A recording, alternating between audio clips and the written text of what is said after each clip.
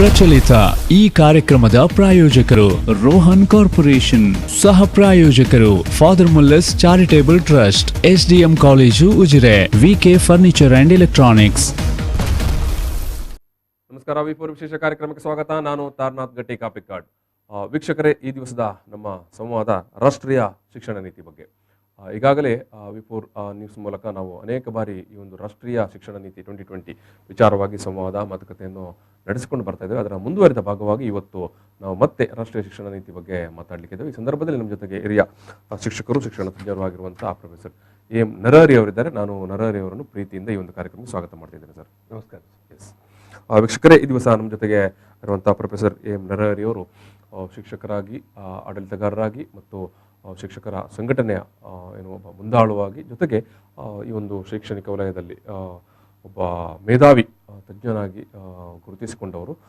ಬಹುಮುಖ್ಯವಾಗಿ ಹೇಳುತ್ತಿದ್ದರೆ ಮಂಗಳೂರಿನ Saint Aloysius ಸ್ವಾಯತ್ತ ಕಾಲೇಜಿನ ರಿಜಿಸ್ಟ್ರಾರ್ ಆಗಿ ಇತ್ತೀಚೆಗೆ ನಿವೃತ್ತರಾದವರು. ಸುಮಾರು 41 ವರ್ಷಗಳ ಅವಧಿಯ ಒಂದು ಅಧ್ಯಾಪನದ ಅವರ ಅನುಭವ, ವಾಣಿಜ್ಯ ಶಿಕ್ಷಕರಾಗಿ, ಜೊತೆಗೆ ಶಿಕ್ಷಕರ ಸಂಘಟನೆಯಲ್ಲಿ ಕೂಡ ತೊಡಗಿಸಿಕೊಂಡವರು. ಮಂಗಳೂರು ವಿಶ್ವವಿದ್ಯಾನಿಲಯದ ಉಪನ್ಯಾಸಕರ ಸಂಘಟನೆ ಅಮುಕ್ತಿದೆ, ಈ ಒಂದು ಸಂಘಟನೆಗೆ 2 ಬಾರಿ ಅಧ್ಯಕ್ಷರಾಗಿ ಕಾರ್ಯನಿರ್ವಹಿಸಿದವರು. ಮತ್ತು ಜೊತೆಗೆ ಮಂಗಳೂರು ವಿಶ್ವವಿದ್ಯಾನಿಲಯದ ಸೆನೆಟ್ ಸದಸ್ಯರಾಗಿ ಕೂಡ ಕಾರ್ಯನಿರ್ವಹಿಸಿದವರು. ಜೊತೆಗೆ ಕರ್ನಾಟಕ ರಾಜ್ಯ ವಿಶ್ವವಿದ್ಯಾನಿಲಯಗಳ ಶಿಕ್ಷಕರ ಸಂಘಟನೆ ಇದೆ, ಆ ಸಂಘಟನೆಯ ಅಧ್ಯಕ್ಷರಾಗಿ ಕೂಡ ಕಾರ್ಯನಿರ್ವಹಿಸಿದವರು.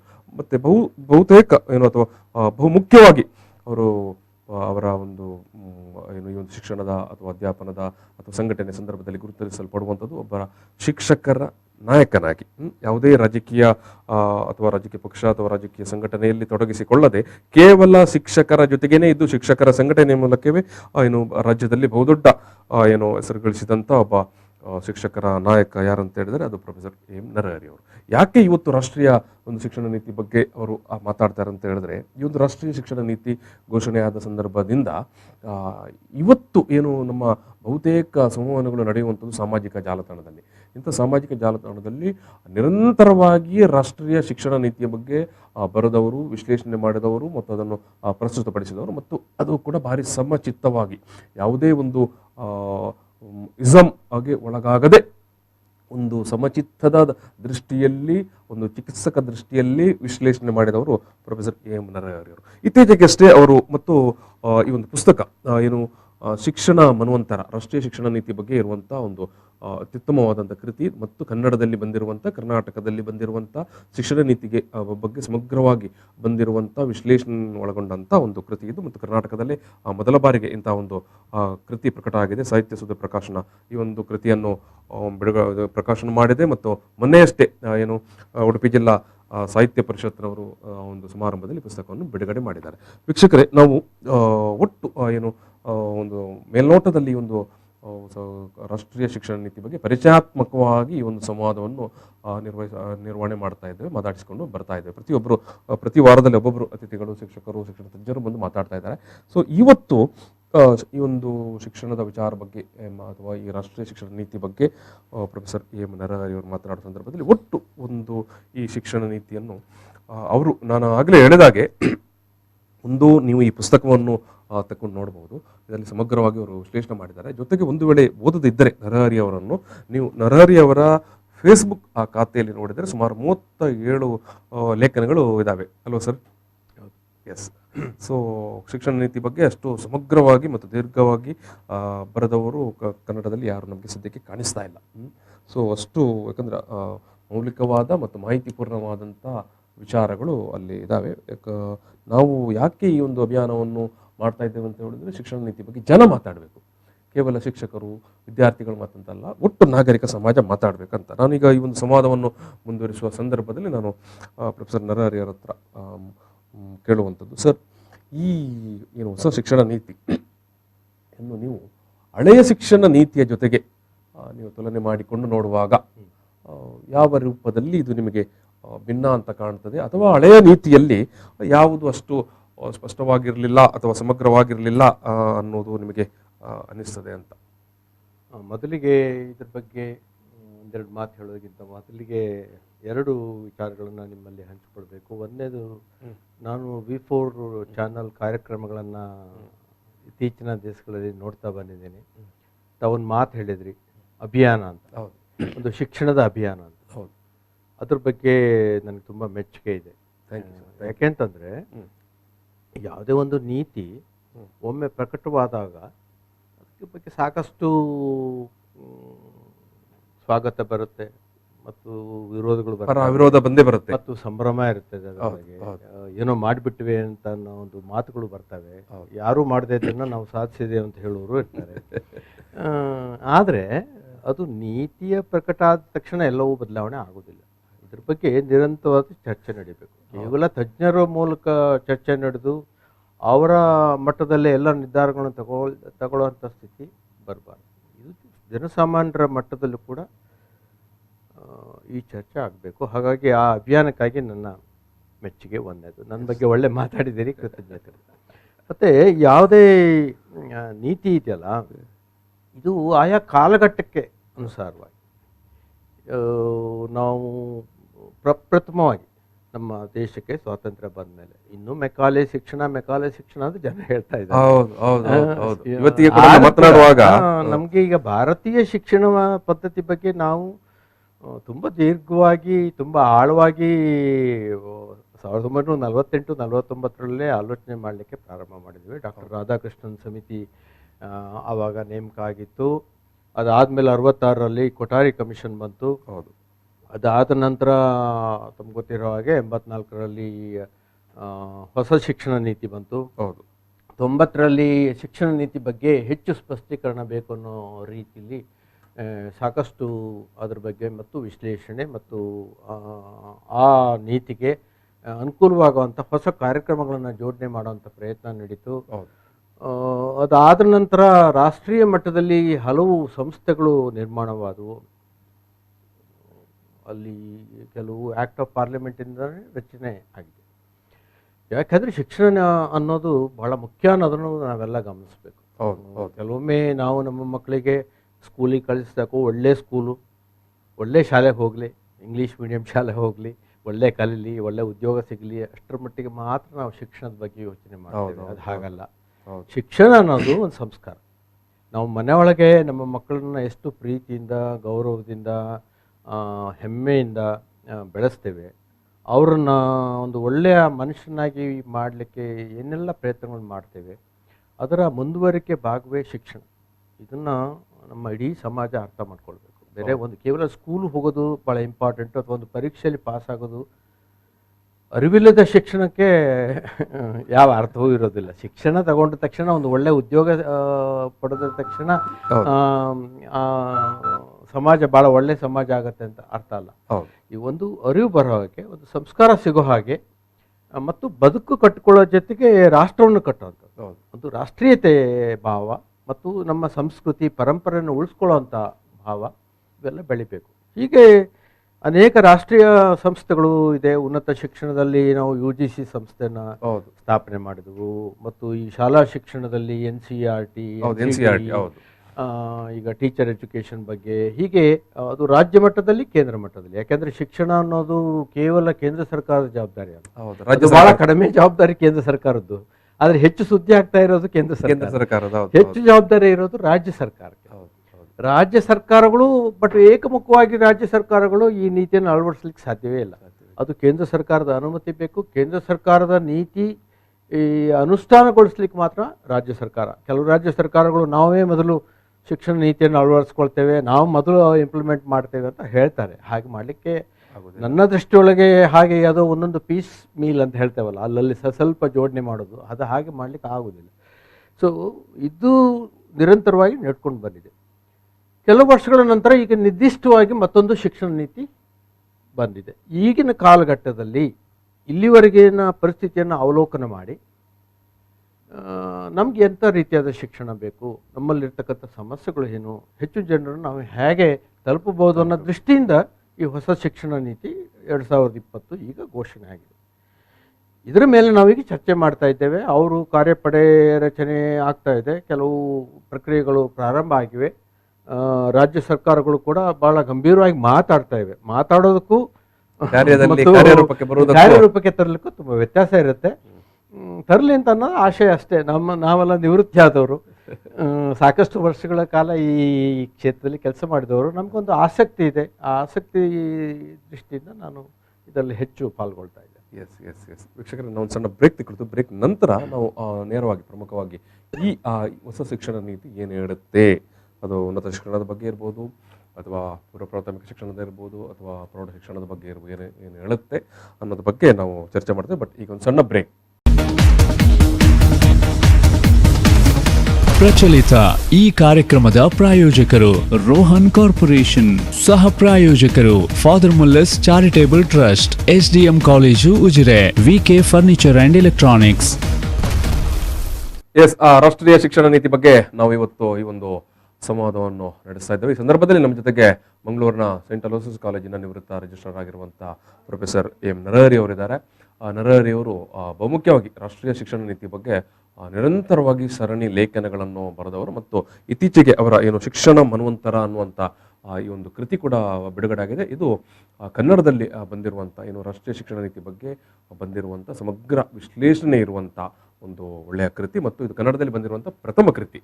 ಅದು ಕೂಡ ಏನು ಶಿಕ್ಷಣ ನೀತಿ ಬಗ್ಗೆ ಅಲ್ಲೊಂದು ಇಲ್ಲೊಂದು ಲೇಖನಗಳು ಬಂದಿರಬಹುದು, ಆದರೆ ಇಷ್ಟೊಂದು ಸ್ಪಷ್ಟವಾಗಿ ನಿಖರವಾಗಿ ಮತ್ತು ಎಲ್ಲ ಸಮಗ್ರ ಆಯಾಮಗಳನ್ನು ಒಂದು ಏನು ಯಾವುದೇ ಎಡ ಬಲ ಅಥವಾ ಯಾವುದೇ ಪಂಥ ಇಸಮ್ಗಳ ಏನು ಕಣ್ಣಿನಿಂದ ನೋಡದೆ ಒಂದು ನಿಷ್ಪಕ್ಷಪಾತವಾದ ನೆಲೆಯಲ್ಲಿ ನಿಂತು ಈ ಒಂದು ಕೃತಿ ಮೂಲಕ ನರಹರಿ ಅವರು ಈ ಒಂದು ಶಿಕ್ಷಣ ನೀತಿಯನ್ನು ವಿಶ್ಲೇಷಣೆ ಮಾಡಿದ್ದಾರೆ. ಈ ಸಂದರ್ಭದಲ್ಲಿ ನಾವು ಏನು ಮಾತುಕತೆ ಮಾತನಾಡೋ ಸಂದರ್ಭದಲ್ಲಿ ಆಗಲೇ ನಾನು ಅವರಿಗೆ ಕೇಳಿದೆ ಹಳೆಯ ನೀತಿಯ ಸ್ವರೂಪಗಳು ಏನಿತ್ತು, ಆಶಯಗಳು ಏನಿತ್ತು ಅಂತ. ಸೊ ಈಗ ಮತ್ತೆ ನಾನು ಈ ಒಂದು ಏನು ಚರ್ಚೆಯನ್ನು ಮುಂದುವರಿಸುವ ಸಂದರ್ಭದಲ್ಲಿ ಸರ್, ಈಗ ಈ ಒಂದು ಹೊಸ 2020 ಈ ನೀತಿ ಒಟ್ಟು ಆಶಯ ಏನು ಅಂತ? ಈಗ ಎಲ್ಲ ಶಿಕ್ಷಣ ನೀತಿಯ ಆಶಯಗಳು ಒಂದೇ ಇರ್ತವೆ. ಅಂದರೆ ಒಳ್ಳೆ ಶಿಕ್ಷಣ ಸಮಾಜದಲ್ಲಿ ಎಲ್ಲರಿಗೂ ಸಿಗಬೇಕು, ಎಲ್ಲ ಸಿಗಬೇಕು ಅನ್ನೋದು ಆಶಯ ಎಲ್ಲ ಶಿಕ್ಷಣ ನೀತಿಗಳು. ಆದರೆ ಒಂದು ನಿರ್ದಿಷ್ಟ ಕಾಲಘಟ್ಟದಲ್ಲಿ 5, 10, 15 ವರ್ಷ ನಾವು ನಿರಂತರವಾಗಿ ನಮ್ಮ ಶಿಕ್ಷಣ ಯಾವ ದಾರಿಯಲ್ಲಿ ಸಾಗ್ತಾ ಇದೆ, ಎಷ್ಟು ಜನರನ್ನು ತಲುಪಿದೆ, ಯಾವ ಮಟ್ಟದ ಶಿಕ್ಷಣ ಇದೆ, ಗುಣಮಟ್ಟ ಏನು ಅನ್ನೋದನ್ನು ನಾವು ವಿಮರ್ಶೆ ವಿಶ್ಲೇಷಣೆ ಮಾಡ್ತಾ ಇರ್ತೇವೆ. ನೋಡಿದವಾಗ ಈಗ ಇದರಲ್ಲಿ ಶಿಕ್ಷಣದಲ್ಲಿ 2 ಮುಖ್ಯವಾದ ಕ್ಷೇತ್ರಗಳನ್ನು ನಾವು ಗುರುತಿಸಬೇಕು. ಒಂದನೇದು ಶಾಲಾ ಶಿಕ್ಷಣ, ಎರಡನೇದು ಉನ್ನತ ಶಿಕ್ಷಣ. ಈಗ ಶಾಲಾ ಶಿಕ್ಷಣದಲ್ಲೂ ಕೂಡ ಅನೇಕ ರೀತಿಯಾದಂಥ ವಿಚಾರಗಳಿವೆ. ಈಗ ಪೇಟೆ ಪಟ್ಟಣಗಳಲ್ಲಿ ಸಿಗ್ತಾ ಇರ್ತಕ್ಕಂಥ ಶಿಕ್ಷಣ, ಖಾಸಗಿ ವ್ಯವಸ್ಥೆಯಲ್ಲಿ ಸಿಗ್ತಾ ಇರೋ ಶಿಕ್ಷಣ, ಸರ್ಕಾರಿ ವ್ಯವಸ್ಥೆಯಲ್ಲಿ ಸಿಗ್ತಾ ಇರತಕ್ಕಂಥ ಶಿಕ್ಷಣ ಮತ್ತು ಹಳ್ಳಿ ಗ್ರಾಮೀಣ ಭಾಗದಲ್ಲಿ ಗುಡ್ಡಗಾಡು ಪ್ರದೇಶದಲ್ಲಿ ಸಿಗ್ತಾ ಇರತಕ್ಕಂಥ ಶಿಕ್ಷಣ. ಇದು ಶಾಲಾ ಶಿಕ್ಷಣದಲ್ಲೂ ಇದೆ, ಉನ್ನತ ಶಿಕ್ಷಣ. ಮತ್ತು ಉನ್ನತ ಶಿಕ್ಷಣದ ಹಲವು ಆವಿಷ್ಕಾರಗಳು ಇವತ್ತಿನ ದಿನಮಾನಕ್ಕೆ ತಕ್ಕಂತೆ ನಾವು ಅಂತಾರಾಷ್ಟ್ರೀಯ ಮಟ್ಟದಲ್ಲಿ ಹೇಗೆ ಬೆಳಿಬೇಕು, ನಮ್ಮ ಪ್ರಧಾನಮಂತ್ರಿಗಳು ಆತ್ಮನಿರ್ಭರ ಬಗ್ಗೆ ಮಾತಾಡ್ತಾ ಇದ್ದಾರೆ. ಆದರೆ ಆ ಮಟ್ಟದ ಒಂದು ಶ್ರೇಷ್ಠತೆಯನ್ನು ಸಾಧಿಸೋದು, ನಮ್ಮ ತನವನ್ನು ಉಳಿಸ್ಕೊಂಡು ಹೇಗೆ ಅದನ್ನು ಸಾಧಿಸ್ಬೋದು. ಯಾಕೆಂದರೆ ನಾವು ಅನೇಕ ದೇಶಗಳ ಜೊತೆಗೆ ಸ್ಪರ್ಧೆ ಮಾಡಬೇಕಾಗತ್ತೆ. ಎಷ್ಟು ಸಂಶೋಧನೆ ಈಗ ನೋಡಿದಲ್ಲ, ಒಂದು ವ್ಯಾಕ್ಸಿನೇಷನ್ಗೆ ಎಷ್ಟೋ ಜನ ತಿಳ್ಕೊಂಡಿದ್ರು ಒಂದೇ ತಿಂಗಳಲ್ಲಿ ವ್ಯಾಕ್ಸಿನೇಷನ್ ಬರ್ತದೆ. ಆದರೆ ಆ ವ್ಯಾಕ್ಸಿನೇಷನ್ ಹಿಂದಿರ್ತಕ್ಕಂಥ ಶ್ರಮ, ಪ್ರಕ್ರಿಯೆ, ಆ ರೀತಿಯಾದಂಥ ಸಂಶೋಧನೆ ಇವೆಲ್ಲ ಶಿಕ್ಷಣ ಕ್ಷೇತ್ರದಿಂದ ಮಾತ್ರ ಸಾಧ್ಯ. ನಾವು ಅರ್ಥ ಮಾಡ್ಕೊಳ್ಬೇಕು. ಹೆಚ್ಚಿನ ತಜ್ಞರು ಹೇಳೋದು ಏನು ಅಂತಂದರೆ, ದೇಶದಲ್ಲಿ ಶಿಕ್ಷಣ ವ್ಯವಸ್ಥೆ ಸರಿ ಇದ್ದರೆ, ಶಿಕ್ಷಣ ಎಲ್ಲರಿಗೂ ಸರಿಯಾದ ರೀತಿಯಲ್ಲಿ ಸಿಕ್ಕಿದರೆ ಉಳಿದ ಎಲ್ಲ ಸಮಸ್ಯೆಗಳು ತನ್ನಿಂತಾನೇ ಸರಿ ಆಗ್ತವೆ. ಆದರೆ ನಾವು ಹಂಚಿಬಿಡ್ತೇವೆ, ಬೇರೆ ಬೇರೆದೆಲ್ಲ ಸಮಸ್ಯೆಗಳನ್ನು ಏಕ ರೀತಿಯಲ್ಲಿ ತಗೊಂಡು ಅಥವಾ ಒಂದೇ ಸಮಯದಲ್ಲಿ ತಗೊಂಡು ಹೋದಾಗ ಶಿಕ್ಷಣ ಯಾವುದೋ ಒಂದು ನಿರ್ದಿಷ್ಟ ಕಾರ್ಯಕ್ರಮವಾಗಿ ಉಳ್ಕೊಂಡು ಬಿಡ್ತೇವೆನಾ. ಹೌದು, ಮೂಲಭೂತ ಸಮಸ್ಯೆಗಳಿವೆ, ವಿಚಾರಗಳಿವೆ, ಆದರೆ ಮೂಲಭೂತವಾದಂಥ ಮಾತುಗಳು ಕೂಡ ಬರ್ತದೇನು, ಶಿಕ್ಷಣ ಸಂಸ್ಥೆಗಳನ್ನು ಕೂಡ ರಾಷ್ಟ್ರೀಕರಣ ಮಾಡಬೇಕು ಅಂತ. ಏನಂದ್ರೆ ಬಹಳ ಮುಖ್ಯವಾಗಿ ಆರೋಗ್ಯ ಕೂಡ ಅಷ್ಟೇ ಮುಖ್ಯ. ಮತ್ತು ನಮ್ಮ ನಮಗೆ ಬೇಕಾಗಿರ್ತಕ್ಕಂಥ ಸೌಲಭ್ಯಗಳು ಬೇಕಲ್ಲ. ಈಗ ಆಹಾರ, ಇಡ್ಲಿಕ್ಕೆ ವಸತಿ, ಇದು ಕೂಡ ಶಿಕ್ಷಣದ ಜೊತೆಗೆ ಬಂದಿರೋದು. ಎಲ್ಲರೂ ಹೇಳ್ತಾ ಇರ್ತಕ್ಕಂಥದ್ದು ಅಥವಾ ವಾಡಿಕೆಯಲ್ಲಿ ಬಂದಿರತಕ್ಕಂಥದ್ದು ಅಥವಾ ನಮಗೆ ಇರ್ತಕ್ಕಂಥ ಅರಿವನ್ನು ನಾವು ವಿಚಾರ ಮಾಡಿದಾಗ ನಮ್ಮ ಮೂಲ ಸೌಲಭ್ಯಗಳು, ಶಿಕ್ಷಣ, ಆರೋಗ್ಯ ಮೂರನ್ನು ಒಟ್ಟಿಗೆ ತಗೊಂಡು ಹೋಗುವಂಥ ಪರಿಸ್ಥಿತಿ ಇದೆ. ಇದನ್ನ ದೃಷ್ಟಿಯಲ್ಲಿ ಇಟ್ಕೊಂಡು ಇಲ್ಲಿ ಹಲವು ಬದಲಾವಣೆಗಳನ್ನು ಮಾಡಿದ್ದಾರೆ. ಎಸ್, ಈಗ ಬಹುಮುಖ್ಯವಾಗಿ ಈಗ ಉನ್ನತ ಶಿಕ್ಷಣ ವಲಯದಲ್ಲಿ ಯಾವ ರೀತಿಯ ಬದಲಾವಣೆಗಳನ್ನು ಈ ಒಂದು ಶಿಕ್ಷಣ ನೀತಿ ಹೇಳ್ತಾ ಉಂಟು? ಉನ್ನತ ಶಿಕ್ಷಣದಲ್ಲಿ ತುಂಬಾ ಬದಲಾವಣೆಗಳನ್ನು ಹೇಳ್ತಾ ಉಂಟು. ನನಗೆ ಯಾಕಂತಂದ್ರೆ ತುಂಬಾ ಬದಲಾವಣೆಗಳ ಬಗ್ಗೆ ನೀವೇ ಮಾತಾಡ್ತಾ ಇದ್ರಿ ಮೊದಲು. ಅದು ಯೂನಿವರ್ಸಿಟಿ ಸೆನೆಟ್ ಮೀಟಿಂಗ್ ಅಲ್ಲಿ ಇರಬಹುದು, ಅಥವಾ ಶಿಕ್ಷಕರು ಇರಬಹುದು, ಅಥವಾ ಶಿಕ್ಷಕರ ಸಂಘಟನೆ ಆಗಿರಬಹುದು. ಸೊ ನಿಮ್ಮ ಆಶಯಗಳು ತಕ್ಕ ಮಟ್ಟಿಗಾದ್ರೂ ಈ ನೀತಿಯಲ್ಲಿ ಕಾಣಿಸ್ತಾ ಉಂಟಾ? ಇದೆ. ನಮ್ಮ ಆಶಯಗಳು ಇದೆ, ತುಂಬಾ ಬದಲಾವಣೆಗಳಿದೆ. ಅಂದ್ರೆ ಏನಾಗಿತ್ತು ಅಂತಂದ್ರೆ, ಉನ್ನತ ಶಿಕ್ಷಣ ಅನ್ನೋದು ವಿಶ್ವವಿದ್ಯಾನಿಲಯ ಮಟ್ಟಕ್ಕೆ ಮಾತ್ರ ಸೀಮಿತವಾಗಿತ್ತು. ವಿಶ್ವವಿದ್ಯಾನಿಲಯ ಸಂಸ್ಥೆಗಳನ್ನು, ವಿಶ್ವವಿದ್ಯಾನಿಲಯಗಳನ್ನು ಸ್ಥಾಪನೆ ಮಾಡಿ ಅದರ ಮೂಲಕ ಕಾಲೇಜುಗಳ ಮೇಲ್ವಿಚಾರಣೆಯಲ್ಲಿ ಒಂದು ಉನ್ನತ ಶಿಕ್ಷಣ ನೀಡುವಂಥದ್ದು, ಎಲ್ಲವನ್ನೂ ನಿಯಂತ್ರಣ ಮಾಡೋಂಥ ಶಕ್ತಿ ವಿಶ್ವವಿದ್ಯಾನಿಲಯದ್ದು. ಅದಕ್ಕೆ ಮೇಲೆ ಇರತಕ್ಕಂಥ ಸಂಸ್ಥೆಗಳು, UGC ಅಂತ ಸಂಸ್ಥೆಗಳು ಮತ್ತು ಕಾಲೇಜುಗಳು, ಬೇರೆ ಬೇರೆ ರೀತಿಯಾದಂಥ ಉನ್ನತ ಶಿಕ್ಷಣ ಸಂಸ್ಥೆಗಳ ನಿಯಂತ್ರಣ, ಅವರ ಗುಣಮಟ್ಟದ ವಿಚಾರದಲ್ಲಿ ಅವರಿಗೆ ಯಾವ ಗುಣಮಟ್ಟದಲ್ಲಿದ್ದಾರೆ ಅಂಥೇಳಿ ಅವರ ಮೌಲ್ಯಮಾಪನ, ಇದೆಲ್ಲ ಬೇರೆ ಬೇರೆ ರೀತಿಯಲ್ಲಿ ನಡ್ಕೊಂಡು ಬರ್ತಾಯಿತ್ತು. ಕಾಲೇಜಿಗೆ ಈಗ ನಾನು ಈ ಉನ್ನತ ಶಿಕ್ಷಣ ನೀತಿಯನ್ನು ಗಮನಿಸಿದಾಗ ಇನ್ನು ಮುಂದೆ ವಿಶ್ವವಿದ್ಯಾನಿಲಯ ನಿಯಂತ್ರಣದಲ್ಲಿ ಕಾಲೇಜುಗಳು ಇರೋದಿಲ್ಲ. ವಿಶ್ವವಿದ್ಯಾನಿಲಯ ನಿಯಂತ್ರಣದಲ್ಲಿ ಕಾಲೇಜ್ ಇರೋದಿಲ್ಲ. ಕಾಲೇಜುಗಳು ಸ್ವಾಯತ್ತ ಆಗ್ತದೆ. ಇಲ್ಲ, ವಿಶ್ವವಿದ್ಯಾನಿಲಯಗಳ ಕಾಲೇಜುಗಳೇ ಆಗ್ಬಿಡ್ತವೆ. ಖಾಸಗಿ ಕಾಲೇಜುಗಳು, ಬೇರೆ ರೀತಿ ಕಾಲೇಜುಗಳು ಇರೋಲ್ಲ. ಇಲ್ಲ, ಕ್ಲಸ್ಟರ್ ಅಂತ ಇನ್ನೊಂದು ಪದ್ಧತಿ. ಅಂದ್ರೆ ಸಾಕಷ್ಟು ಕಾಲೇಜುಗಳು ಒಟ್ಟಾಗಿ, ಸಮೂಹ ಕಾಲೇಜುಗಳು. ಈಗ ಅದು ಶಾಲಾ ಶಿಕ್ಷಣದಲ್ಲಿ ಅದು ಅನುಷ್ಠಾನಗೊಂಡಿದೆ. ಈ ಕ್ಲಸ್ಟರ್ ವ್ಯವಸ್ಥೆ, ಒಂದು ಕಾಲೇಜಿನ ಅಥವಾ ಒಂದು ಶಾಲೆಯ ನಿಯಂತ್ರಣದಲ್ಲಿ ಅಲ್ಲಿರ್ತಕ್ಕಂಥ ಎಲ್ಲ ನಮ್ಮ ರಿಸೋರ್ಸಸ್ ಅಂತ ಹೇಳ್ತೇವಲ್ಲ, ಸಂಪನ್ಮೂಲ, ಅದನ್ನು ಬೇರೆ ಕಡೆ ಹಂಚ್ಕೊಳ್ಳೋದು. ನೋಡಿ, ಎಷ್ಟೋ ಜನ ಶಾಲೆಯೊಳಗೆ ಒಬ್ಬರೇ ಶಿಕ್ಷಕರಿದ್ದಾರೆ ಹಳ್ಳಿಗಳಲ್ಲಿ, ಇನ್ನೊಬ್ಬರು ಶಿಕ್ಷಕರು 1-2 ಮಕ್ಕಳು ಕಡಿಮೆ ಇದ್ದಾರೆ, ಅಲ್ಲಿ ಯಾರು ಹಾಕೋದಿಲ್ಲ. ಕ್ಲಸ್ಟರ್ ಮಾಡಿದವಾಗ ಆ ಕ್ಲಸ್ಟರಿಂದ ಸಮಸ್ಯೆಗಳಿವೆ, ಸಮಸ್ಯೆಗಳು ಎಲ್ಲ ಕಡೆಗೂ ಇವೆ. ಆದರೆ ಅಲ್ಲಿಂದ ಮಕ್ಕಳಿಗೆ ಮತ್ತು ಆ ಪ್ರದೇಶಕ್ಕೆ ಉಪಯೋಗ ಆಗುವಂಥ ವ್ಯವಸ್ಥೆ ಇದೆ. ಉನ್ನತ ಶಿಕ್ಷಣದಲ್ಲಿ ತುಂಬ ಇಂಥ ಬದಲಾವಣೆಗಳು ನಾವು ನೋಡ್ತಾ ಇದ್ದೇವೆ. ವಿಶ್ವವಿದ್ಯಾನಿಲಯ ಪದ್ಧತಿಯಲ್ಲೂ ಎರಡೇ ಇನ್ನು ಮುಂದೆ. ನಾವೀಗ ಡೀಮ್ಡ್ ಎಲ್ಲ ನೋಡಿದೇವಲ್ಲ. ವಿಶ್ವವಿದ್ಯಾನಿಲಯಕ್ಕೆ ಬರುವ, ಈಗ ಕಾಲೇಜಿನ ಬಗ್ಗೆ ಬರುವಾಗಲೇ ಈಗ ನೀವು ಸ್ವಾಯತ್ತ ಕಾಲೇಜ್ ಮಾತ್ರ ಇನ್ನು ಅಂತ ಹೇಳ್ತೀರಿ. ನೀವು ಒಂದು ಸ್ವಾಯತ್ತ ಕಾಲೇಜಿನಲ್ಲೇ ಶಿಕ್ಷಕರಾಗಿದ್ದವರು ಮತ್ತು ಆಡಳಿತಗಾರರಾಗಿ ಕೂಡ ಇದ್ದವರು. ನೀವು ಆ ಸ್ವಾಯತ್ತ ಕಾಲೇಜು ಮತ್ತು ಇತರ ಕಾಲೇಜಿನ ಆಡಳಿತ ಇರ್ಬೋದು ಅಥವಾ ವ್ಯವಸ್ಥೆ ಇರ್ಬೋದು, ಯಾವ ರೀತಿ ಅದನ್ನು ತುಲನೆ ಮಾಡ್ತೀರಿ? ಹೌದು, ನಾನು ನೋಡಿ 2007ರಲ್ಲಿ ಸಂತ ಅಲೋಷಿಯಸ್ ಕಾಲೇಜು ಸ್ವಾಯತ್ತ ಆಗಿದೆ. ಅವತ್ತಿಗೂ ಇವತ್ತು 2020ರಲ್ಲಿದ್ದೇವೆ. ಈ 13 ವರ್ಷಗಳಲ್ಲಿ ಆ ಕಾಲೇಜಿನ ಪ್ರಗತಿಯನ್ನು ಪರಿಶೀಲನೆ ಮಾಡಬೇಕು. ನನ್ನ ದೃಷ್ಟಿಯೊಳಗೆ, ನಾನು ಅಲ್ಲಿದ್ದೆ ಅಂತ ಹೇಳ್ಕೊಳ್ಳೋದಲ್ಲ, ರಾಷ್ಟ್ರೀಯ ಮೌಲ್ಯಮಾಪನದಲ್ಲಿ ಆ ಕಾಲೇಜು ಬಹಳ ಉನ್ನತ ಮಟ್ಟದಲ್ಲಿದೆ. ಮತ್ತು ಆ ಕಾಲೇಜು ಇನ್ನು ಮುಂದೆ ವಿಶ್ವವಿದ್ಯಾನಿಲಯ ಆಗಬೇಕು. ಆ ವಿಶ್ವವಿದ್ಯಾನಿಲಯ ಆಗಲಿಕ್ಕೆ ಬೇಕಾದಂಥ ಎಲ್ಲ ಅನುಮತಿಗಳು ಹೆಚ್ಚು ಕಡಿಮೆ ಅಂತಿಮ ಹಂತದಲ್ಲಿದೆ. ಅದೇ ರೀತಿ ನಾನು ಉಜಿರೆ STM ನೋಡಿದ್ದೇವೆ. ಅದೊಂದು ಗ್ರಾಮೀಣ ಪ್ರದೇಶದಲ್ಲಿರ್ತಕ್ಕಂಥ ಕಾಲೇಜು, ಒಂದು ಪ್ರಸಿದ್ಧವಾದ ಸಂಸ್ಥೆ. ಅದರ ಆಡಳಿತ ಅಷ್ಟು ಚೆನ್ನಾಗಿದೆ. ಆದರೆ ಒಂದು ಗ್ರಾಮೀಣ ಕಾಲೇಜು ಕೂಡ ಯಾವ ರೀತಿಯಲ್ಲಿ ಬೆಳಿಬಹುದು ಸರಿಸಮಾನವಾಗಿ ಅನ್ನೋದನ್ನು ಆ ಕಾಲೇಜ್ ತೋರಿಸಿದೆ. ಸ್ವಾಯತ್ತ ಆಗಿರೋದು ಕೇವಲ 5 ಕಾಲೇಜುಗಳು. ಉಳಿದ ಕಾಲೇಜುಗಳ ಬಗ್ಗೆ ನಾವು ಅವರ ಬಗ್ಗೆ ಅವರು ಕಡಿಮೆ ಇದ್ದಾರೆ ಅಂತ ನಾನು ಹೇಳೋದಿಲ್ಲ. ಆದರೆ ಸ್ವಾಯತ್ತ ಆದವಾಗ ನಿಮಗೆ ಹೆಚ್ಚು ಜವಾಬ್ದಾರಿ ಬರುತ್ತೆ. ಹೆಚ್ಚಿನ ಜನ ತಿಳ್ಕೊಂಡಿದ್ರು ಸ್ವಾಯತ್ತ ಅಂದರೆ ಫಲಿತಾಂಶ ಇವರೇ ಪರೀಕ್ಷೆ ಮಾಡೋದು ಮತ್ತು ಇವರೇ ಕೇಳುವಂಥದ್ದು. ಸ್ವಾಯತ್ತದ ನಂತರದ ದಿನ ಮತ್ತು ಸ್ವಾಯತ್ತ ಪೂರ್ವದಲ್ಲಿ ಇದ್ದಂತ ಏನು ಆ ಒಂದು ಭಿನ್ನತೆಗಳನ್ನು ತುಂಬಾ ಭಿನ್ನತೆ ಇದೆ. ಯಾಕಂದ್ರೆ ಸ್ವಾಯತ್ತ ಪೂರ್ವ ಅಂದ್ರೆ ನಮಗೆ ಯೂನಿವರ್ಸಿಟಿ ರಿಸಲ್ಟ್ ಮಾತ್ರ ಇಂಪಾರ್ಟೆಂಟ್ ಆಗಿತ್ತು. ಒಳ್ಳೆ ಪರೀಕ್ಷೆಯಲ್ಲಿ ನಮ್ಮ ಮಕ್ಕಳು ಸಾಧನೆ ಮಾಡಿ ನಮ್ಮ ಕಾಲೇಜಿಗೆ, ಈಗ PUC ಒಳಗೆ ಬಂದ ತಕ್ಷಣ ಏನ್ ಬರುತ್ತೆ ಸರ್, ಪೇಪರ್ನಲ್ಲಿ ಅಡ್ವರ್ಟೈಸ್ಮೆಂಟ್ ಏನ್ ಬರುತ್ತೆ, ನಮ್ಮ ವಿದ್ಯಾರ್ಥಿ 99.99 100 ಮಧ್ಯೆ 1000 ಜನ ಇದ್ದಾರೆ. ಈಗ ಅವರ ಫೋಟೋಗಳು, ಅವರ ಸಾಧನೆಗಳ ಬಗ್ಗೆನೇ ಎಲ್ಲರೂ ಹೇಳ್ಕೊಳ್ತಾ ಇರೋದು. ಅಷ್ಟರ ಮಟ್ಟಿಗೆ ಮಾತ್ರ ಅಲ್ಲಿ ಅದಕ್ಕೆ ಸೀಮಿತ ಆಗಿರೋದು. ಅಂದರೆ ಉನ್ನತ ಶಿಕ್ಷಣ ಆಗಬಾರ್ದು. ಉನ್ನತ ಶಿಕ್ಷಣದಲ್ಲಿ ಹೇಗೆ ಕಲಿಬೇಕು ಅನ್ನೋದು ಕೂಡ ಇಂಪಾರ್ಟೆಂಟ್. ಏನನ್ನು ಕಲಿಬೇಕು ಅಷ್ಟಕ್ಕೆ ಆಗೋದಿಲ್ಲ. ನಮ್ಮ ಪ್ರಧಾನಮಂತ್ರಿಯವರು ಈಗ ಅದನ್ನೇ ಹೇಳಿದ್ದಾರೆ, ಬರೀ ಏನು ಕಲಿಬೇಕು ಅನ್ನೋದು ಅಷ್ಟೇ ಇಂಪಾರ್ಟೆಂಟ್ ಆಗೋದಿಲ್ಲ. ಯಾವ ರೀತಿ ನಮ್ಮ ಮಕ್ಕಳು ಒಳ್ಳೆ ಶಿಕ್ಷಣ ಪಡಿತಾರೆ, ಒಳ್ಳೆ ಡಿಗ್ರಿ ಅದೆಲ್ಲ ಇಂಪಾರ್ಟೆಂಟ್. ಏನು ಕಲ್ತರು, ಎಷ್ಟು ಅದು ಆ ಕಲಿಕೆಯನ್ನು ಅವರು ಅರ್ಥೈಸ್ಕೊಂಡಿದ್ದಾರೆ, ಯಾವ ಮಟ್ಟದಲ್ಲಿ ಅವರ ಒಂದು ಬದುಕು ಜೀವನ ವಿಧಾನಕ್ಕೆ ಅವರ ಪರಿಣಾಮಕಾರಿ ವ್ಯಕ್ತಿತ್ವವನ್ನು ಗಳಿಸ್ಕೊಂಡಿದ್ದಾರೆ. ರೂಪಿಸಿಕೊಳ್ಳಿಕ್ಕೆ ಸಾಧ್ಯ. ಆಮೇಲೆ ಸ್ವತಂತ್ರವಾಗಿ ನಿರ್ಧಾರಗಳನ್ನು ತಗೊಳ್ಳುವಂಥ ಶಕ್ತಿ ಪಡೆದಿದ್ದಾರೆ, ಕೌಶಲ್ಯಗಳನ್ನು ಪಡೆದಿದ್ದಾರೆ. ಇವೆಲ್ಲ ಶಿಕ್ಷಣದಲ್ಲಿ ಮುಖ್ಯ ಆಗುತ್ತೆ.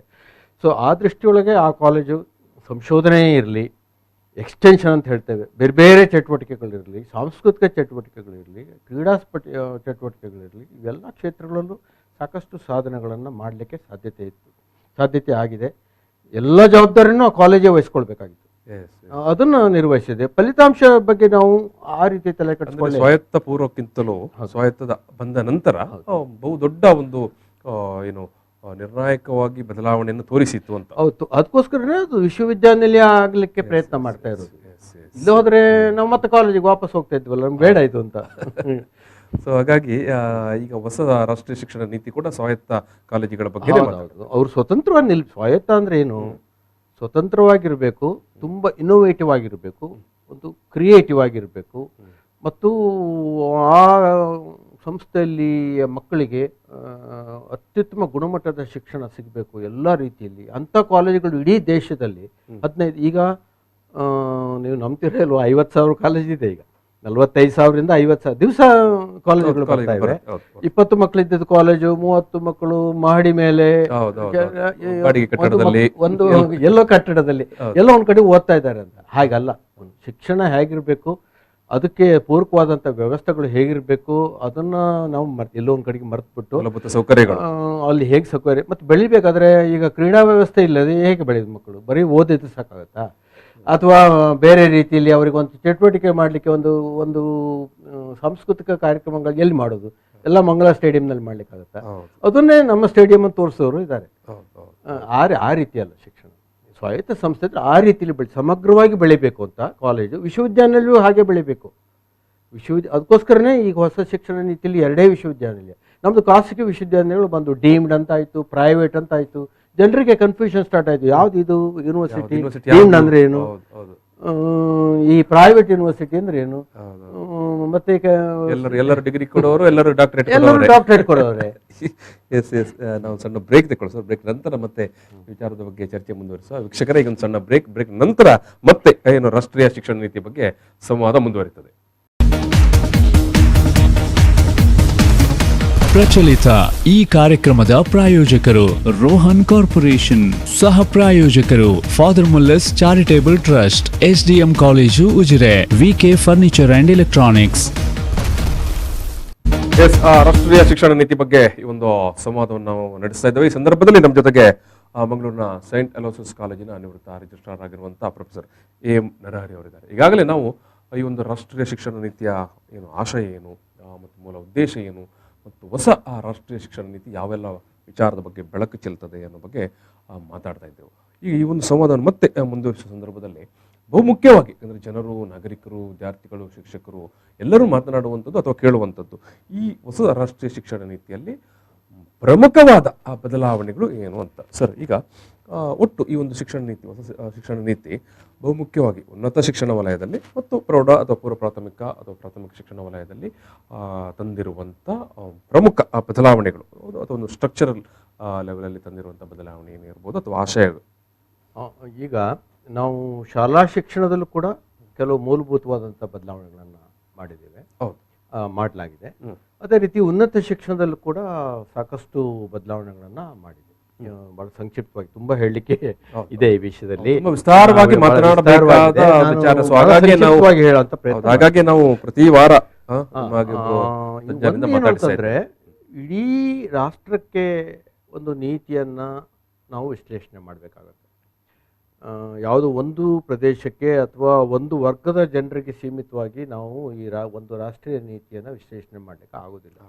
ಭಾಳ ದೊಡ್ಡ ಸಂಖ್ಯೆಯ ನಮ್ಮ ಮಕ್ಕಳು, ನಾನು ಹೇಳಲಿಕ್ಕೆ ಇಷ್ಟಪಡ್ತೇನೆ, 26 ಕೋಟಿ ಮಕ್ಕಳು, ವಿದ್ಯಾರ್ಥಿಗಳು ಶಾಲಾ ಶಿಕ್ಷಣದಲ್ಲಿದ್ದಾರೆ.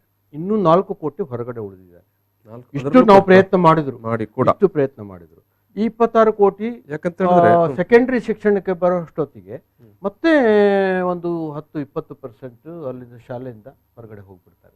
ಅವರಿಗೆ ಒಂದು ಶಿಕ್ಷಣ ಮೂಲಭೂತ ಹಕ್ಕೊಂದು ಮಾಡಿದ್ರು ಕೂಡ ರೈಟ್ ಟು ಎಜುಕೇಷನ್ ಅಂತ ನಾವೇನು ಹೇಳ್ತೇವೆ, ಅದು ಸಾಕಷ್ಟು ಯಶಸ್ಸನ್ನು ಕಂಡಿದ್ರು ಕೂಡ ಸರ್ವ ಶಿಕ್ಷಾ ಅಭಿಯಾನ ಸರ್ವ ಶಿಕ್ಷಾ ಅಭಿಯಾನ ಅದಕ್ಕೆ ಪೂರಕವಾಗಿರೋದು. ಹೌದು. ಇಷ್ಟು ಮಾಡಿದರೂ ಕೂಡ ನಾವು ಎಲ್ಲ ವರ್ಗಗಳನ್ನು ಮತ್ತು ಬಹಳ ಕನ್ಸಿಸ್ಟೆಂಟ್ ಆಗಿ ಅಂತ ಹೇಳ್ತೇವಲ್ಲ, ನಿರಂತರವಾಗಿ ಇದು ಒಂದು ಹಂತದವರೆಗೆ ಆ ಮಕ್ಕಳನ್ನ ನಾವು ತಗೊಂಡು ಹೋಗಬೇಕು. ಹಾಗಾಗಿ ಈಗ ಯೂನಿವರ್ಸಲ್ ಅಂತ ಸರ್ವರಿಗೂ ಒಂದು ಪ್ರೀ ಪ್ರೈಮರಿ ಶಿಕ್ಷಣ ಸಿಗಬೇಕು ಅನ್ನೋದು ಹೊಸ ಶಿಕ್ಷಣ ನೀತಿ. ಅಂದರೆ 3 ವರ್ಷಕ್ಕೆ ಶಿಕ್ಷಣ ಆರಂಭ.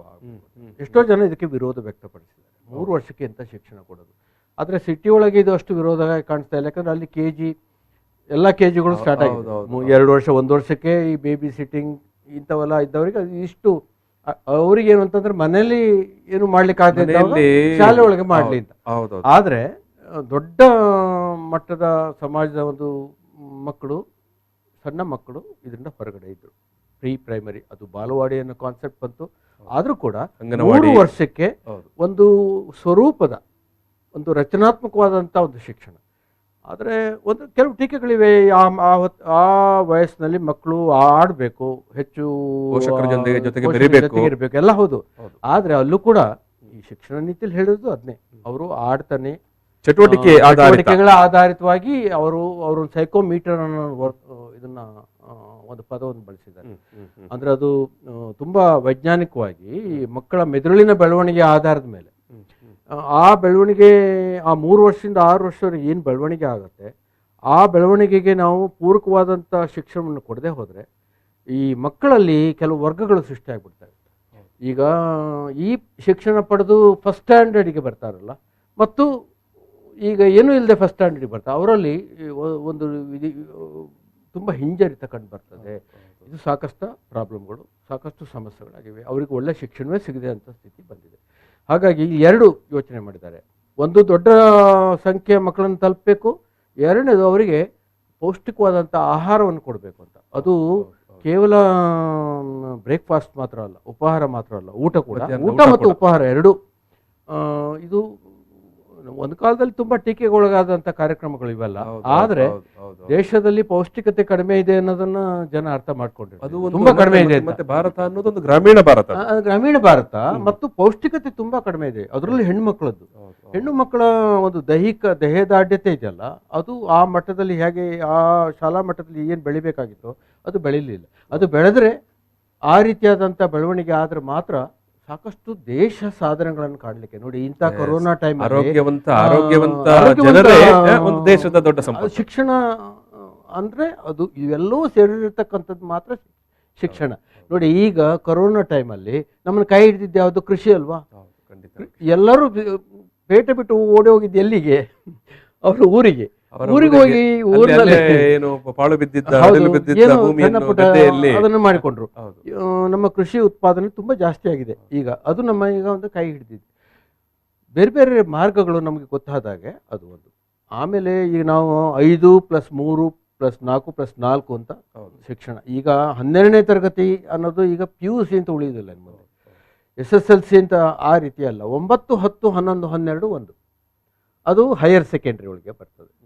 ಹೀಗೆ ಒಂದು ಇದು ಪ್ರೀ ಪ್ರೈಮರಿ ಒಳಗೆ ಏನು 2 ವರ್ಷ ಇದೆ, ಆಮೇಲೆ ಇದು 3 ವರ್ಷ ಇದೆ, ಆಮೇಲೆ 2 ವರ್ಷ 2ನೇ ತರಗತಿವರೆಗೆ, ಮತ್ತೆ 3, 4, 5, 6, 7, 8 ಈ ರೀತಿಯಾದಂಥ ಹೊಸ ಶಿಕ್ಷಣ ಪದ್ಧತಿ ಬಂದಿರೋದು ಒಂದು. ಇನ್ನೊಂದು ಸ್ವಲ್ಪ ಕಾಂಟ್ರವರ್ಷಿಯಲ್ ವಿಚಾರ ಇದೆ, ಅದು ಯಾವ ರೀತಿ ಸಾಲ್ವ್ ಆಗುತ್ತೆ ಅಂತ ನನಗೆ ಗೊತ್ತಿಲ್ಲ. ಮಾಧ್ಯಮದ ವಿಷಯ. ಈಗ ಭಾಷಾ ಮಾಧ್ಯಮದ ವಿಷಯ ನಾವು ಮಾತಾಡ್ತೇವೆ. ಅದು ಎಲ್ಲರ ಮಾತೃಭಾಷೆಯಲ್ಲೇ ಶಿಕ್ಷಣ ಮಾತೃಭಾಷೆ ಅಂದ್ರೆ ಯಾವುದು? ಮಾತೃಭಾಷೆ ಅಂದ್ರೆ ಯಾವುದು? ಈಗ ನಾವು ಮಂಗಳೂರಿನಲ್ಲಿ ಇದ್ದೇವೆ, ಇಲ್ಲಿ ಮಾತೃಭಾಷೆ ಯಾವುದು? ಯಾವ ಭಾಷೆ ನೀವು ಮನೆಯಲ್ಲಿ ಮಾತಾಡ್ತೀರಿ ಅದು ಮಾತೃಭಾಷೆ ಆಗಬೇಕು. ಅದರಲ್ಲಿ ಶಿಕ್ಷಣ ಸಿಗಬೇಕಾದ್ರೆ ಕೊಂಕಣಿ ಶಾಲೆಗಳು ಬರಬೇಕು, ತುಳು ಶಾಲೆಗಳು ಬರಬೇಕು, ಬ್ಯಾರಿ ಶಾಲೆಗಳು ಬರಬೇಕು, ಮಲಯಾಳಿ ಶಾಲೆಗಳು ಬರಬೇಕು, ನೀವು ಪುತ್ತೂರ ಕಡೆ ಹೋದ್ರೆ ಕನ್ನಡ ಶಾಲೆಗಳು ಬರಬೇಕು, ಅರೆಭಾಷೆಗಳು ಬರಬೇಕು. ಕುಂದಾಪುರ ಕನ್ನಡ ಇದೆ. ಇದು ಮಾತ್ರ. ಇನ್ನೊಂದೇನು? ಒಂದು ಮಾತೃಭಾಷೆ, ಇನ್ನೊಂದು ಸ್ಥಳೀಯ ಭಾಷೆ, ಮತ್ತೊಂದು ರಾಜ್ಯ ಭಾಷೆ, ಇನ್ನೊಂದು ಸಂಪರ್ಕ ಭಾಷೆ, ಇನ್ನೊಂದು ಅಂತಾರಾಷ್ಟ್ರೀಯ ಭಾಷೆ. ನಾವು ಅಂತಾರಾಷ್ಟ್ರೀಯ ಭಾಷೆ ಬಿಟ್ಕೊಡಕ್ಕಂತೂ ರೆಡಿ ಇಲ್ಲ. ನಾವು ಏನೇ ಭಾಷಣ ಮಾಡಿ ನೀವು ಇಂಗ್ಲೀಷ್ ಮಾಧ್ಯಮ, ಇಂಗ್ಲೀಷ್ ಕಲಿಯುವಂಥ ವಿಷಯಗಳಲ್ಲಿ ಇಂಗ್ಲೀಷಲ್ಲೇ ಕಲಿಯುವಂಥ ಅವಶ್ಯಕತೆ ಇಲ್ಲ. ಮಾತೃಭಾಷೆಯಲ್ಲಿ ಶಿಕ್ಷಣ ಪಡೆದ್ರೆ ಹೆಚ್ಚು ಪರಿಣಾಮಕಾರಿ. ಅದು ಅದು ಮಕ್ಕಳಿಗೆ ಮತ್ತು ವಿದ್ಯಾರ್ಥಿಗಳಿಗೆ ಸಮಾಜಕ್ಕೆ ತುಂಬ ಒಳ್ಳೇದು ಮಾಡುತ್ತೆ. ಹೆಚ್ಚಿನ ದೇಶಗಳು ಮಾತೃಭಾಷೆ ಶಿಕ್ಷಣವನ್ನು ಕೊಡ್ತವೆ. ಇಂಗ್ಲೀಷ್ ಮಾತನಾಡುವ ದೇಶಗಳು ಮಾತ್ರ ಇಂಗ್ಲೀಷ್ನಲ್ಲಿ ಶಿಕ್ಷಣ ಕೊಡ್ತವೆ. ಎಲ್ಲ ನಾವು ಭಾಷಣ ಮಾಡ್ತೇವೆ. ಆದರೆ ನಮ್ಮ ಮಕ್ಕಳು ಯಾರು ಕನ್ನಡ ಅಥವಾ ಸ್ಥಳೀಯ ಮಾಧ್ಯಮದ ಶಾಲೆಗಳಿಗೆ ಹೋಗೋದು ಭಾಳ ವಿರಳ. ಹೋಗೋದಿಲ್ಲ ಅಂತ ನಾನು ಹೇಳೋದಿಲ್ಲ, ಕೆಲವರು. ಇಂಥ ಸಮಸ್ಯೆಗಳಿವೆ. ಆದರೂ ಕೂಡ ಹೊಸ ಶಿಕ್ಷಣ ನೀತಿ ಸ್ವಲ್ಪ ಮಾತೃಭಾಷೆ ಬಗ್ಗೆ, ಸ್ಥಳೀಯ ಭಾಷೆ ಬಗ್ಗೆ ನೋಡಿದೆ, ಒತ್ತು ಕೊಟ್ಟಿದೆ. ಪ್ರೀ ಪ್ರೈಮರಿ ಎಜುಕೇಷನ್ ಬಗ್ಗೆ ಒತ್ತು ಕೊಟ್ಟಿದೆ ಮತ್ತು ಸೆಕೆಂಡರಿ ಶಿಕ್ಷಣದವರೆಗೆ ಕೆಲವು ಬದಲಾವಣೆಗಳನ್ನು ಮಾಡಿದೆ. ಅದಲ್ಲ, ಮಾತೃಭಾಷೆ ಜೊತೆಗೇನೆ ಸಂಸ್ಕೃತ, ಆಮೇಲೆ ಪಾಳಿ ಭಾಷೆ ಬಗ್ಗೆ ಕೂಡ ಏನು ಅಲ್ಲಿ ಮೆನ್ಷನ್ ಮಾಡ್ತಾರೆ. ಅಂದ್ರೆ ಏನು ಅಂದ್ರೆ, ಯಾವುದೇ ಒಂದು ದೇಶದ ಸರ್ಕಾರ ಯಾವ ಒಂದು ಸಿದ್ಧಾಂತದ ಮೇಲೆ ಇರುತ್ತೆ. ಈಗ ಅದು ಅಲ್ಲಿ ಎಡಬಲ ಸಿದ್ಧಾಂತಗಳು ಬಂದೇ ಬರ್ತವೆ. ಅಲ್ಲಿ ರಾಜಕೀಯ ಸಿದ್ಧಾಂತಗಳಿಗೆ ಹೆಚ್ಚು ಪ್ರತಿಪಾದನೆ. ಇದು ನಮ್ಮ ಸಂಸ್ಕೃತಿ, ನಮ್ಮ ಮೂಲವಾದಂಥ ಭಾಷೆ ಅನ್ನೋ ವಾದ ವಿವಾದಗಳನ್ನು ನಾವು ಕೇಳ್ತಾ ಇದ್ದೇವೆ. ಆದರೆ ಅದು ನೀತಿಯೊಳಗೆ ಬಂದಾದ ತಕ್ಷಣ ಇಡೀ ಸಮಾಜಕ್ಕೆ ಅದು ವ್ಯಾಪಿಸಿ ಬಿಡ್ತದೆ ಅಂತಲ್ಲ. ಅದು ಸಮಾಜಕ್ಕೆ ಏನು ಬೇಕು ಅದು ಮಾತ್ರ ಉಳ್ಕೊಳ್ತದೆ, ಉಳಿದೆಲ್ಲ ನೀತಿಯಲ್ಲೇ ಇರ್ತದೆ. ಇದು ನಾನು 40-50 ವರ್ಷದಿಂದ ನೋಡ್ತಾ ಬಂದಿದ್ದೇನೆ. ಹಾಗಾಗಿ ಸುಮ್ಮನೆ ನಮ್ಮ ಅದರಲ್ಲಿ ವಾದ ವಿವಾದಗಳನ್ನು ಮಾಡಿ ಏನು, ನಮ್ಮ ರಾಜ್ಯ ಭಾಷೆ ಉಳಿಬೇಕು, ನಮ್ಮ ಮಾತೃಭಾಷೆ ಉಳಿಬೇಕು, ನಮ್ಮ ಸಂಸ್ಕೃತಿ ಉಳಿಬೇಕು. ಈಗ ಹಿಂದಿ ಬೇಡ ಅಂತ ಎಷ್ಟೋ ಇದು ಕಡೆ ಎಷ್ಟೋ ರಾಜ್ಯಗಳು ವಿರೋಧ ಮುಖ್ಯವಾಗಿ ದಕ್ಷಿಣ ಭಾರತದ ವಿಚಾರ ತಗೊಂಡಾಗ, ಒಂದು ರಾಷ್ಟ್ರೀಯತೆ ವಿಚಾರ ತಗೊಂಡಾಗ ಹಿಂದಿನ ನಾವು ಬಿಡ್ಲಿಕ್ಕಾಗತ್ತಾ? ಮತ್ತೆ ಅಲ್ಲಿ ನೂರಾರು ವಿಚಾರಗಳು. ದಕ್ಷಿಣ ಭಾರತದಿಂದ ಮೇಲೆ ಕಡೆ ಹೋದ ತಕ್ಷಣ ಹಿಂದಿ ಒಂದು ಭಾಷೆ ಇದ್ರೆ ಇಡೀ ದೇಶವನ್ನು ಇಲ್ಲಿ ನಮ್ಮ ಕರ್ನಾಟಕದಲ್ಲಿ ನೀವು ಗುಲ್ಬರ್ಗಾ ಸೈಡ್ಗೆ ಹೋಗಿ, ಹೈದರಾಬಾದ್ ಸೈಡ್ ಹೋಗಿ ಹೆಚ್ಚು ಹಿಂದಿ ಮಿಶ್ರಿತ ಭಾಷೆ ಇದೆ. ಅಥವಾ ಮುಂಬೈ ಕರ್ನಾಟಕದಲ್ಲಿ ಹಿಂದಿ ಬಳಕೆಯಲ್ಲಿದೆ. ಬೇರೆ ಬೇರೆ ಭಾಷೆಗಳು ಬಳಕೆಯಲ್ಲಿವೆ. ಆದರೆ ಎಲ್ಲವೂ ಸಿಗಬೇಕು ಅನ್ನೋದು ಸಾಧ್ಯ ಇಲ್ಲ. ಹಾಗಾಗಿ ಕೆಲವು ನಿರ್ಧಾರಗಳು ಸ್ವಲ್ಪ ಸಂಕೀರ್ಣವಾಗಿದೆ. ಅದೇ ರೀತಿ ಉನ್ನತ ಶಿಕ್ಷಣದಲ್ಲೂ ಕೂಡ ಈಗ ನಾನು ಹೇಳಿದಾಗೆ ಕಾಲೇಜುಗಳು ಮತ್ತು ವಿಶ್ವವಿದ್ಯಾನಿಲಯಗಳು ಎರಡೇ, ಖಾಸಗಿ ಇರಲಿ ಸರ್ಕಾರಿ ಇರಲಿ. ಒಂದು, ಅವರು ನಾವು ಟೀಚಿಂಗ್ ಇಂಟೆನ್ಸಿವ್ ಅಂತ ಹೇಳ್ತೇವೆ, ಅಂದರೆ ಪಾಠಕ್ಕೆ ಹೆಚ್ಚು ಆದ್ಯತೆ ಮತ್ತು ಸಂಶೋಧನೆ. ಇನ್ನೊಂದು, ಈಗ Indian institute of science, Indian institute of technology, ಅಲ್ಲಿ ಪಾಠಗಳು ಇದೆ, ಸಂಶೋಧನೆ ಹೆಚ್ಚಿದೆ. ಈಗ ನಮ್ಮ ಸ್ಪೇಸ್ ಸೆಂಟರ್ ಇದೆಲ್ಲ, ಇಸ್ರೋ, ಇಂಥ ಅನೇಕ ಹೊಸ ಸಂಸ್ಥೆಗಳನ್ನು ಕೂಡ ಸ್ಥಾಪನೆ ಮಾಡೋಂಥ ನೀತಿ ಹೇಳ್ತಾ ಇದೆ.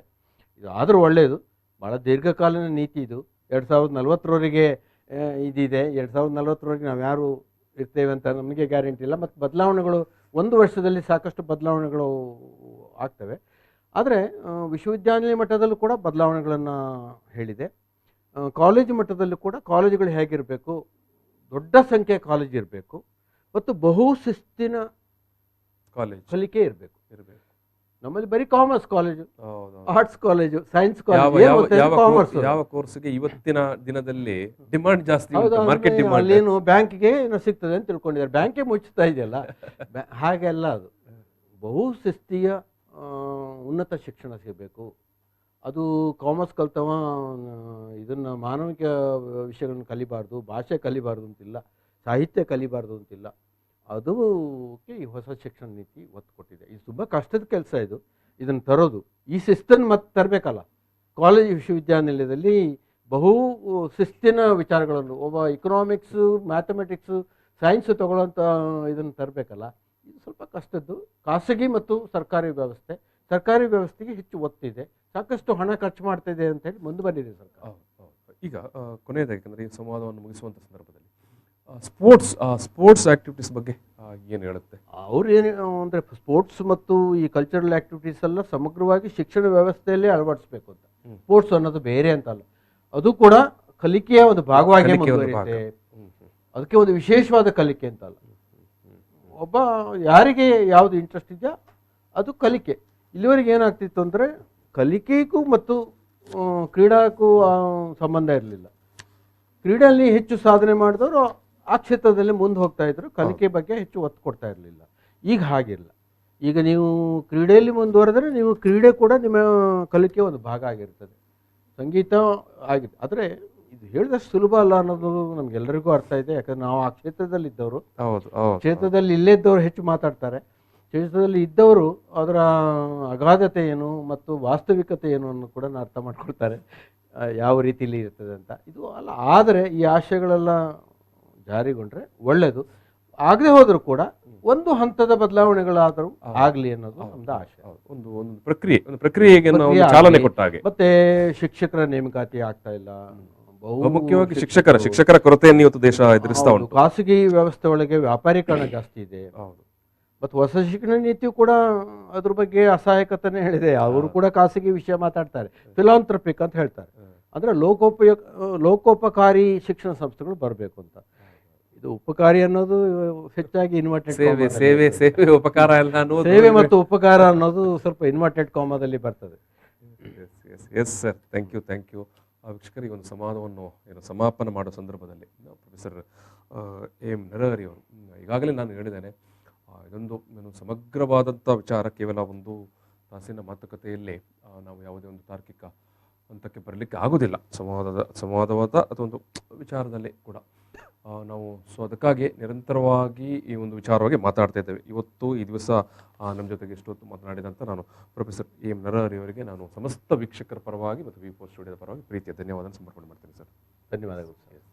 ವೀಕ್ಷಕರು, ನಾನು ಮತ್ತೊಮ್ಮೆ ನೆನಪಿಸುವಂಥದ್ದು ರಾಷ್ಟ್ರೀಯ ಶಿಕ್ಷಣ ನೀತಿಯ ಬಗ್ಗೆ ಕನ್ನಡದಲ್ಲಿ ಬಂದಿರುವಂಥ ಒಂದು ಅಪರೂಪದ ಕೃತಿ ಮತ್ತು ಈ ಒಂದು ಶಿಕ್ಷಣ ನೀತಿಯ ಬಗ್ಗೆ ಸಮಗ್ರವಾಗಿ ಬೆಳಕು ಚೆಲ್ಲುವಂಥ ಕೃತಿ ಇದು.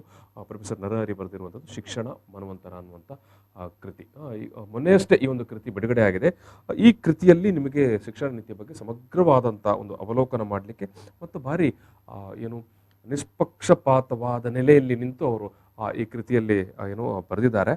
ಜೊತೆಗೆ ಕೃತಿಯನ್ನು ನೀವು ರೆಫರ್ ಮಾಡೋ ಜೊತೆಗೆ ಅವರ ಫೇಸ್ಬುಕ್ ಅಕೌಂಟ್ಗೆ ಹೋದರೆ ಸುಮಾರು 37ರಷ್ಟು ಲೇಖನಗಳು ಈ ಒಂದು ರಾಷ್ಟ್ರೀಯ ಶಿಕ್ಷಣ ನೀತಿ ಬಗ್ಗೆನೇ ಇದೆ. ಅದಕ್ಕಾಗಿ ನಾನು ಹೇಳೋದು, ಒಬ್ಬ ಶಿಕ್ಷಕರಾಗಿ ಅವರು 41 ವರ್ಷಗಳ ಅಧ್ಯಾಪನದ ಒಂದು ಅನುಭವದ ಮೂಸೆಯಲ್ಲಿ ಮತ್ತು ಒಬ್ಬ ಶಿಕ್ಷಕರ ಸಂಘಟಕರಾಗಿ, ಶಿಕ್ಷಕರ ನಾಯಕನಾಗಿ ಪಡೆದಂಥ ಅನುಭವದ ಹಿನ್ನೆಲೆಯಲ್ಲಿ ಅದನ್ನು ವಿಶ್ಲೇಷಣೆ ಮಾಡಿದ್ದಾರೆ. ಬಟ್ ವಿಶ್ಲೇಷಣೆ ಅತ್ಯಂತ ಸಮಚಿತ್ತದಿಂದ ಇರುವಂಥ ಒಂದು ವಿಶ್ಲೇಷಣೆ. ಅದಕ್ಕಾಗಿ ನಾನು ನಿಮ್ಮನ್ನು ಅಭಿನಂದಿಸಬೇಕು. ಮತ್ತು ಮರೆತು ಹೋಯ್ತು ಆಗಲೇ, ಇವತ್ತು ನರಹರಿ ಅವರ ಜನ್ಮದಿನ. ಅದಕ್ಕೆ ನಾನು ಸಮಸ್ತ ವೀಕ್ಷಕರ ಪರವಾಗಿ, ಅವರ ವಿದ್ಯಾರ್ಥಿಗಳು, ಅವರ ಮಿತ್ರರು, ಅವರ ಅಭಿಮಾನಿಗಳ ಪರವಾಗಿ ನಿಮಗೆ ಜನ್ಮದಿನದ ಶುಭಾಶಯವನ್ನು ಕೋರ್ತೇನೆ ಸರ್. ಜನ್ಮದಿನ ಜ್ಞಾಪಿಸಿದ್ರೆ ಸ್ವಲ್ಪ ಆತಂಕ ಆಗ್ತದೆ, ಆದರೂ ನಿಮಗೆ ಕೃತಜ್ಞತೆಗಳು. ಎಸ್ ವೀಕ್ಷಕರಿಗೆ ಒಂದು ಸಂವಾದವನ್ನು ಇಲ್ಲಿಗೆ ಮುಗಿಸ್ತಾ ಇದ್ದೇವೆ. ನಮಸ್ಕಾರ. ಪ್ರಚಲಿತ ಈ ಕಾರ್ಯಕ್ರಮದ ಪ್ರಾಯೋಜಕರು ರೋಹನ್ ಕಾರ್ಪೊರೇಷನ್, ಸಹ ಪ್ರಾಯೋಜಕರು father Muller's charitable trust, SDM college Ujire, VK furniture and electronics.